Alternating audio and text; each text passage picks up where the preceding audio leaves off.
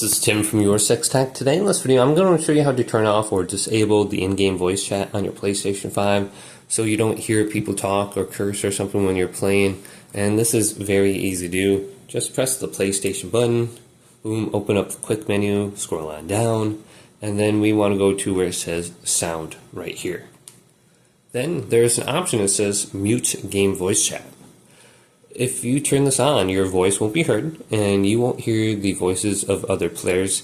This setting isn't applied to parties, so you can be in the game base and then you can go to parties and you'll still be able to talk to people under here, but when you actually join like a Call of Duty lobby or something like that, you won't hear any voices from people you don't know. So it's only for the game, but you can still talk to your friends and communicate with them very easily. So it's very easy to connect and turn this on or off. Just go to here.